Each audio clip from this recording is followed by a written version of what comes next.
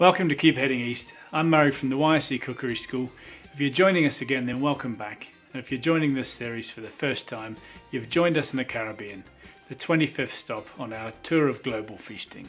You can check out the main introduction to this series by clicking the on-screen link in the cards, or follow the link in the description for a free PDF cookbook with all the dishes that we'll be covering in this series.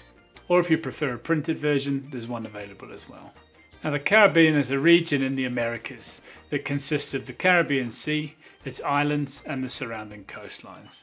The region southwest of the Gulf of Mexico and the North American mainland, and east of Central America, north of South America.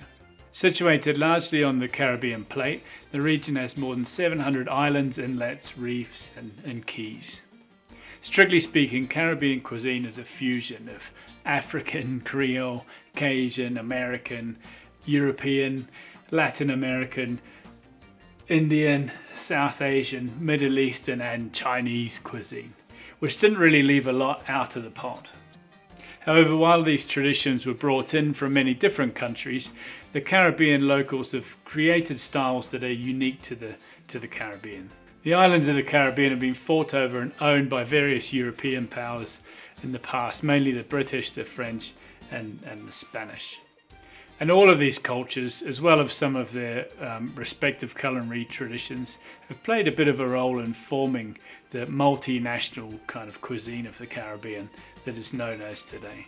Caribbean food has a distinct flavour that kind of comes from a few really dominant ingredients: rice, plantains, beans, cassava, coriander, bell peppers, chickpeas, tomatoes, sweet potatoes, and coconut.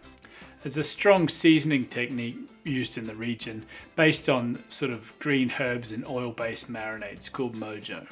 Ingredients like garlic and onions, scotch bonnets, peppers, celery, green onions, coriander or coriander leaf, marjoram, rosemary, tarragon and thyme are used in loads of these dishes.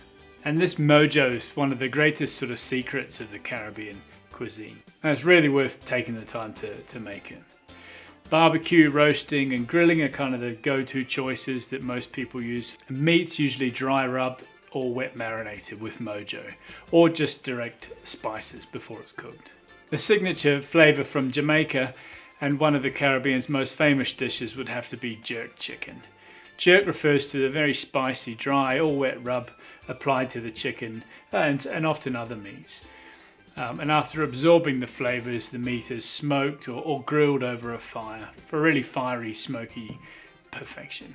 A bloody good way to eat chicken, and if you fancy having a crack at it this weekend, then I've left the recipe in our Keep Heading East cookbook and linked to a video that will give you a good idea about what you're aiming to achieve. The Caribbean is all about sandy beaches, crystal clear warm waters, lively culture, so it kind of makes sense that eating and drinking is high on the agenda. And there's also quite a lot to offer. Seafood, chicken and steak are quite high on the list of ingredients used, but seafood is really the particular highlight. From the common grilled lobster with butter and garlic to a spiny lobster, which is a clawless warm water crustacean that's often known as langoust or rock lobster, and crayfish and shrimp. One particular delicacy is conche. It's a sort of sea snail which is housed in a really beautiful shell, something like a huge clam. And the meat makes really great fritters. A staple in the Bahamas, the Cayman Islands, and a lot of those sort of cruise boat ports that you see everywhere in the islands.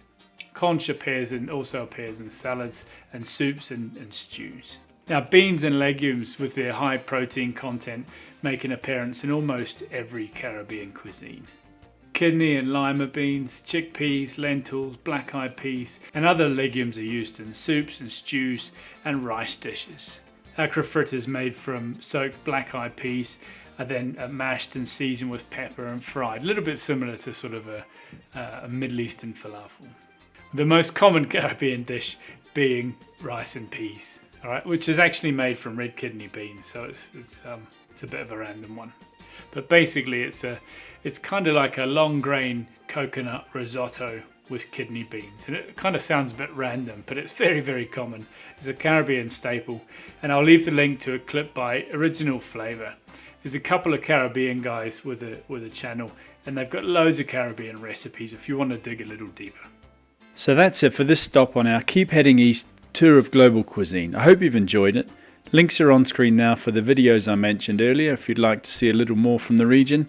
And remember, for our subscribers, there's a fantastic cookbook to accompany this series. So if you haven't already, hit subscribe and grab yourself a free PDF copy of our cookbook, or if you prefer a hard copy, the links are there as well. Thanks for watching. See you soon.